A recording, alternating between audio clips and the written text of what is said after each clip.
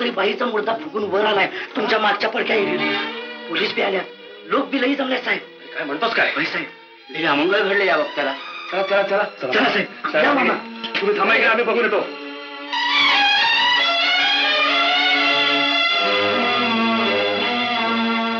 जरा वाढ द्या. सरका सरका बाजूला सरका. साहेब या. ते बघा साहेब.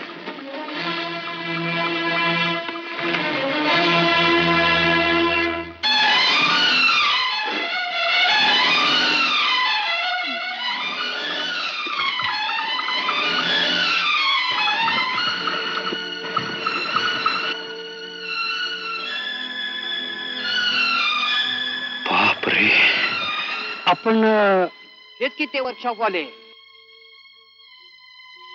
तुम्ही या मुलीला ओळखता का? गप्प का? होय, ओळखतो. परवा या मुलीला स्कूटरने घेऊन जाताना पाहिलेले असे लोक सगळे सांगतायत. खरं आहे का ते? खरं आहे ते.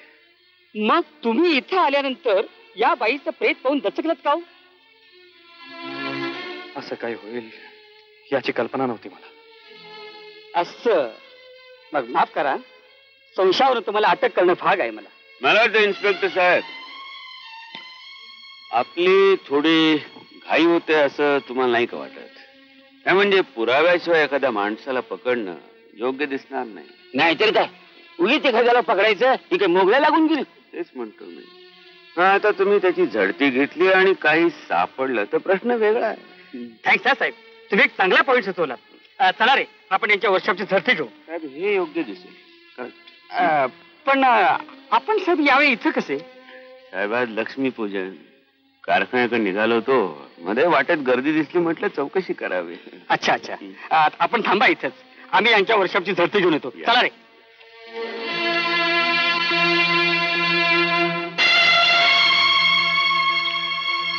अरे अरे, दुर्दैवी बिचारी. अरे ही तर आपल्या गावची नरसबाई. तुम्ही ओळखता हिला? हो. घरी कोण कोण असतं हिच्या? एका म्हाताऱ्याशिवाय दुसरं कोणी नाही. मुलगी घरी परत येईल म्हणून वाट बघत असेल माऊली, आणि तिला जर कळलं ते त्याची कल्पना सहन होत नाही. माझी एक विनंती आहे तुम्हाला, माझी गाडी घेऊन जा आणि तिच्या आईला हे कळवा. निदान आपल्या लेकीचं शेवटचं दर्शन तरी घेईल बिचारी. मल्लू, अरे बाळा, या लोकांना घेऊन जा, गाडी घेऊन जा तुम्ही. चला, कोण कोण येणार बरोबर? तू तुझ्या डोळ्यानं बघितलं खरंच? अगो बाया, नसतीबाला झाले म्हणायचे की. कोणाचं कारस्थान असेल रे? ती मला काय बी माहिती नाही, पण त्या फौजदारला त्या वर्कशॉप आल्याचा संशय आलाय. असं? होय, कणीची झडती बी सुरू आहे. अगो बाया, बरं आपलं किसन सीट तिथंच आहे. तिथंच आहे ना? तेवढं तरी बरं झालं. ते घेते त्यांचं ते बघून. आपल्यावर काही शेकलं नाही म्हणजे झालं. नाही तर करायला गेलो एक आणि झालं भलतच. असं व्हायला नका. होय ना? काय केलं? मला एकटीला सोडून कशी का गेली? तुझ्या ऐवजी देवाने मला का नाही दिलं पुरी? आता जगून तरी काय करू मी? उषा उषा, मी येते तुझ्या बरोबर लेकरा. काय केलं? आई शोकावरा, शोकावरा, आई आई शोकावरा, शोकावरा. मला कल्पना आहे तुमच्या दुःखाची, मला कल्पना आहे. शोकावरा शोकावरा शोक. नाही हो, मला हे दुःख नाही. आपल्या हातात काय आहे बरं? शांत व्हा, शांत व्हा, शांत व्हा. उषा, बाई शांत व्हा, शांत व्हा बाई. मला तुमची थोडी मदत पाहिजे. पायगुडे, मगाशी झडतीचं सामान आणतो इकडं. इन्स्पेक्टर काही सापडलं का? हो ना बाई, आपण या वस्तू ओळखता का? या बांगड्या, हे पेन, हे गाड्या माझ्या उषाचंच आहे. हो, माझ्या उषाचंच आहे. नोकरीला लागल्यावर मोठ्या हौसेनं केलं होतं तिला. आणि ही बॅग घेऊनच तर रात्रीची घरावर पडली होती. हो. हे गे रे मिस्टर सावंत, आता मला तुम्हाला अटक करणं भाग आहे. चांडाळा, अरे कुठल्या जन्मीचा दावा साधला? माझ्या अश्रफपुरीचा बळी घेतलास. तुला कधी आई बहीण आहे की नाही? अरे माझ्या पोरीने असा काय गुन्हा केला होता म्हणून तुझा जीव घेतला तरी कशाला जिवंत ठेवतो? गादा माझा घे माझा प्राण घे माझा. चुप. आई म्हणतोस मेल्या. एवढं सांगतो, मी कसलाही गुन्हा केलेला नाही. करून सोडून एक खोटं बोलतोस वर. शांत व्हा आई, शांत व्हा. किती वैताग करून घेता. खरं खोटं काय आता कोर्टच ठरवेल. शांत व्हा, शांत व्हा. चला रे. पण पोलिसांना सापडलेले ते चिन्ह आपल्या वर्कशॉप मध्ये कसे आले? तेच मोठं कोडं होऊन बसलंय. शेखर, शेखर हे काय काय झालं शेखर?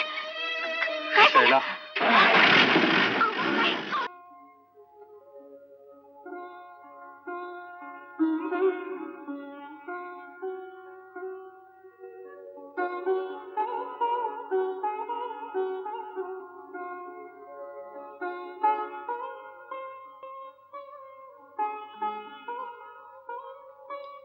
हा, इतक्या घाईघाईने कुठे निघाले का सुनबाई? तुमच्याकडेच निघाले होते. या ना.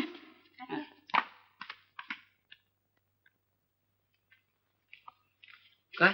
मामा, केस लढवायची. खर्च किती येईल असा अंदाज घेतला पाहिजे. कमीत कमी 8-10 हजार तरी येईल. कारण साधी केस नाहीये, मर्डरची केस आहे. मोठा वकील गाठला पाहिजे. तू जरा बैस बघू. बैस बैस. तुला एक विचारू का? काय?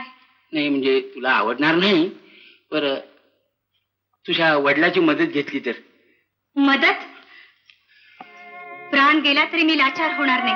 सुनबाई, थांबा मामा.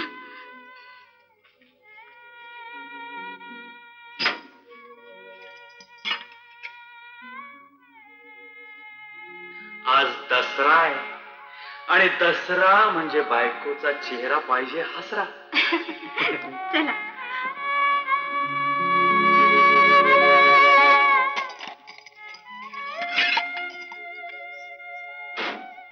याचे किती पैसे येतील? 7-1 हजार तरी यायलाच पाहिजे. 7,000. हा, हे घ्या. हे काय करते सुनबाई? अगं हा हा हा, सुनबाई डोरलं कशाला काढतेस? अगं सुहासनीचा अलंकार आहे ते. मामा, सुवासिनीचे खरे अलंकार 3च. कपाळीचं कुंकू, हातातला चुडा आणि गळ्यातली ही काळी पोत. त्यातलं सोनं नव्हे. घ्या ते दागिने आणि चांगला हुशार वकील बघा. ठेव ते दागिने. तुझा डोंगराएवढा बाप तुझ्या पाठीशी उभा आहे. चल बॅग भर. तुला न्यायला आलोय आम्ही. मी येणार नाही बाबा. का? मुलीनं माहेरी जायचं असतं ते 4-8 दिवसाची पाहुणी म्हणून, तेही ताठ पाण्यानं. लाचारीनं तर मुळीच नाही. अगं त्यात कसली लाचारी? आम्ही नाही का आलो तुझ्याकडे सगळं विसरून? पण आम्ही विसरलो नाही आई, आणि विसरणार पण नाही. हे म्हणाले होते ना, जीव गेला तरी पाणी मागायला सुद्धा येणार नाही तुमच्या दारात म्हणून. तर मग आता आमचं काय व्हायचं असेल ते होऊ दे. मी जिद्दीनं झगडायला तयार आहे. झगडायचं म्हणजे काय पोरखेळ वाटला तुला? मर्डर केस सुप्रीम कोर्टापर्यंत धडक मारावी लागेल. पैशाचं पाठबळ असल्याशिवाय एक पाऊली पुढे पडणार नाही. दुबळ्यांची कामं नव्हती. मी दुबळी नाही बाबा. माझ्यात देखील बळ आहे. पैशाचं नसेल पण श्रद्धेचं निश्चितच आहे. माझी श्रद्धा आहे देवावर. त्या बळावर मी माझे प्राणपणाला लावीन, पण त्यांना सोडवून आणीन. सावित्रीनं सत्यवानाला यमाच्या यातनातून सोडवून आणलं ना, तसंच मी माझ्या पतींना सोडून आणीन.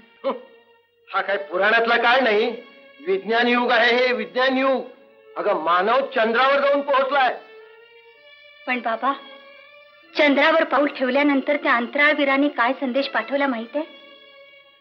परमेश्वराच्या कृपेने आम्ही चंद्रावर पाऊल ठेवलं. याचा अर्थ परमेश्वरावरील त्यांची श्रद्धा ढळली नव्हती. त्यांच्या मनानं मी कुणीच नव्हे. जशी त्यांची श्रद्धा तशीच माझी पण आहे. पण वाद कशाला? आम्ही आलोय तुझ्याकरता. आमचा आतडत तुटतोय म्हणून. त्या तुझ्या मूर्ख नवऱ्याकरता नाही. त्याच्या पापाचं प्रायश्चित्त त्यानंच भोगलं पाहिजे. बाबा, ते जे भोगतायत ते पापाचं प्रायश्चित्त नाही, पुण्याची तपश्चर्या आहे ती. खरं काय ते तुम्हाला माहीतच नाही. कशाला त्याची तारीफ करतेस? माझा काडी इतका विश्वास असणार नाही. अगं नुसती लफडी करून थांबला नाही, खुनापर्यंत मजल मारली त्यानं. आणि त्या खुन्याला तू पुण्यवान म्हणतेस का? तर तू त्याची बायको आहेस म्हणून? हा तुझा मूर्खपणा आहे. खरं म्हणजे तू घटस्फोटच मागितला पाहिजे. एक क्षण सुद्धा इथे थांबू नका तुम्ही. घटस्फोटाची भाषा केली तुम्ही माझ्याशी. निघून जा इथून, निघून जा. शैला, शैला, शांत.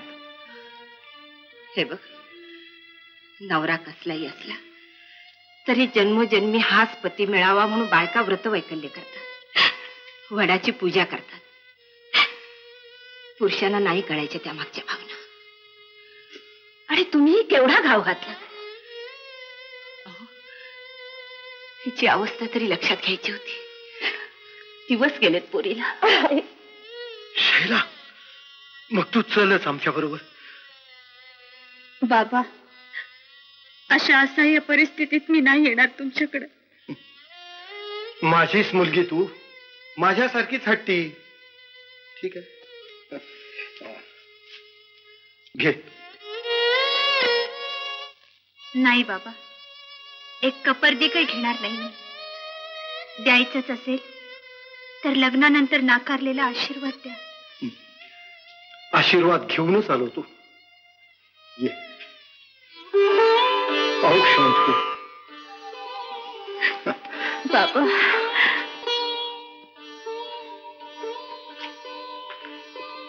तुमची पोरगी लई गुणाची. आपण हे भाऊ मामा आमच्या शेजारीच राहतात. तुमच्या इतकीच माया करतात माझ्यावर. आता आपणच काळजी घ्यायची. चला. थांब बाई.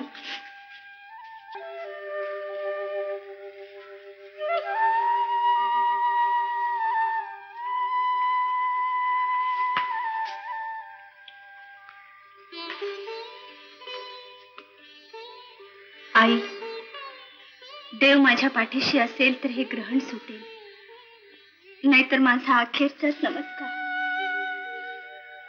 असं बोलू नकोस का? दुसऱ्या कशाने नसलं तरी तुझे पुण्याही तुला यश देईल.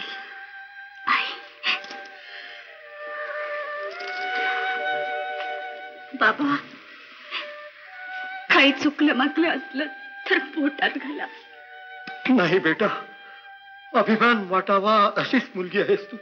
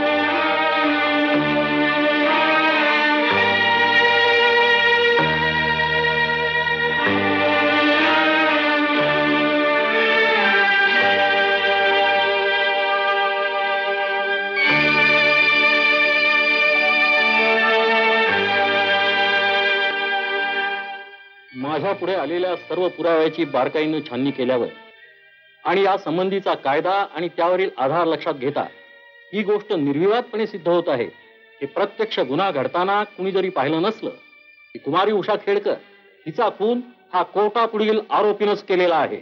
आणि म्हणून त्याला इंडियन पिनल कोड 302 प्रमाणे दोषी ठरवण्यात येत आहे. आरोपी शेखर हा सुसंस्कृत आणि सुशिक्षित मानवला जाणारा असून त्यानं इंजिनियरची पदवीही घेतलेली आहे. खुनासारखं क्रूर आणि माणुसकीला काळीवा फासणारं कृत्य त्याच्याकडून व्हावं ही समाजाच्या दृष्टीनं अत्यंत चिंतनीय अशी बाब. अलीकडे अशा तऱ्हेच्या सुशिक्षित तरुणांनी केलेल्या अत्यंत अमानुष अशा खुनाच्या अनेक घटना नुकत्याच उजेडात आलेल्या आहेत. सामान्य नीतिमत्तेच्या दृष्टीनं शासनाने आणि समाज धुरीणांनी याचा अतिशय गंभीर विचार केला पाहिजे. यासाठीच आरोपीला मी खुनाच्या आरोपाखाली जन्मठेपीची शिक्षा देत आहे.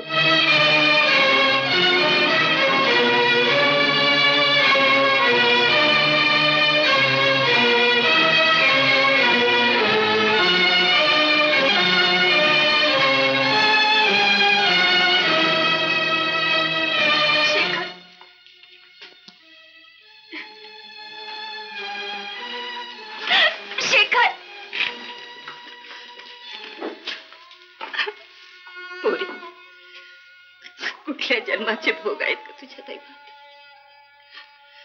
आई, दैव माझी परीक्षा घेते. आता मी दैवाची परीक्षा घेणार आहे.